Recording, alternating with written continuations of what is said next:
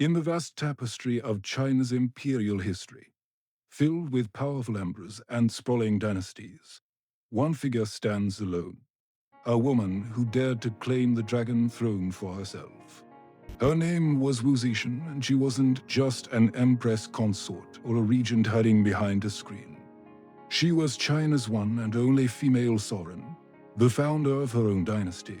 This is the story of how a young girl from a wealthy family navigated the treacherous currents of the imperial court to become the most powerful woman in the nation's history. Our story begins in the year 624, with the birth of Wu Zhao into a rich, aristocratic family. From a young age, she was encouraged to read and learn, an unusual privilege for a girl at the time. This education would prove to be her greatest asset. At the tender age of 14, her life took a dramatic turn. In 637, she was selected to enter the palace as a concubine for Emperor Taizong of the mighty Tang Dynasty. She was given the title of Ken, a junior consort of the 5th rank. Life in the Forbidden City was a complex web of intrigue and power plays. For over a decade, Wu Zetian remained a low-ranking concubine, seemingly overlooked by Emperor Taizong. But she was observant, learning the unspoken rules of the court and the mechanics of power. It was during this time that she caught the eye of the Crown Prince, Lizzie. It was a forbidden attraction, but it laid the groundwork for her future ascent. When Emperor Taizong passed away, all his childless concubines, including Wu Zetian, were sent to a Buddhist monastery to live out their days as nuns, a customary practice to prevent them from interfering with the new emperor's court. For many, this would have been the end of the story, but not for Wu Zetian. The new emperor, Gaozong, had never forgotten her. He visited the monastery, and their connection was rekindled. Soon, against all precedent, she was brought back to the palace. Her return was a scandal, but Emperor Gaozong was smitten. Wu Zetian quickly outmaneuvered her rivals in the harem, including the reigning Empress One and the favored pure consort Shao. Through a combination of cunning, intelligence, and ruthlessness, she consolidated her position. In 655, Emperor Gaozong deposed his empress and elevated Wu Zetian to the position of empress consort. This was a pivotal moment. As empress, Wu Zetian was no longer just a favorite. She was a political partner. Emperor Gaozong suffered from poor health.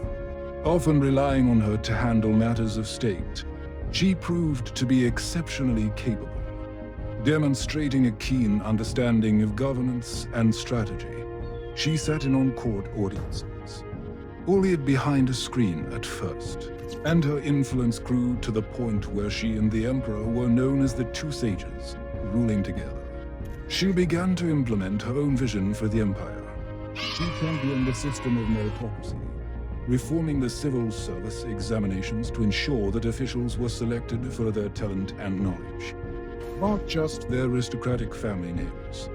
This opened up pathways to power for men from low social strata and created a government loyal to her. She also understood the power of symbolism and propaganda, commissioning scholars to write biographies of exemplary women to elevate the status of women in society.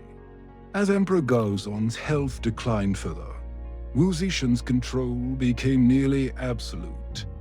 When he died in 683, her sons, first Zhongzong and then Wu Zong, ascended the throne, but they were emperors in name only.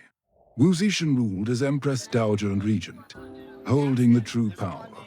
She was not content to rule from the shadows. She had a greater ambition. In the year 690, she made her most audacious move, citing ancient prophecies and creating a powerful narrative that justified her actions. She deposed her own son, Emperor Wu Zong. She declared herself Empress Regnant, the divine ruler. She broke with thousands of years of tradition and founded her own dynasty, the Zhou, with herself as its first and only emperor. Wu Zetian had taken the ultimate step. Her 15-year reign as emperor was a period of immense change and cultural vibrancy. She moved the capital to Luoyang and continued her government reforms, staffing her court with loyal and capable scholar officials. She was a major patron of Buddhism, elevating it over Taoism as the state religion. This period saw the construction of magnificent temples and the creation of stunning Buddhist art, including the massive stone carvings at the Longmen grottos, where the central Vairocana Buddha is said to be modeled on her own face, Meritocracy. Her reign was marked by significant campaigns that expanded and secured the empire's borders, especially in the northwest against the Tibetan Empire and Turkic Khoganates. She proved to be a strong and decisive leader, unafraid to make tough decisions to protect her empire. However, her rule was not without its controversies. To consolidate her power, she established a secret police force to root out and eliminate her political enemies. This created a climate of fear and led to numerous purges and executions of rival officials and members of the old Tang imperial family. For centuries, traditional Confucian historians, who were deeply opposed to a woman holding power, would focus on this aspect of her rule, painting her as a cruel and illegitimate usurper. As she entered her later years, court intrigue once again intensified. Factions loyal to the old Tang dynasty began to maneuver for restoration. In 705, when Wu Zetian was over 80 years old and gravely ill, a palace coup forced her to abdicate in favor of her son, the once deposed Emperor Johnson. The Tang dynasty was restored. Wu Zetian, the Dragon Empress, died later that same year. Her final wish was perhaps her most intriguing. She asked to be buried alongside her husband, Emperor Gaozi, and for her tombstone to be left blank.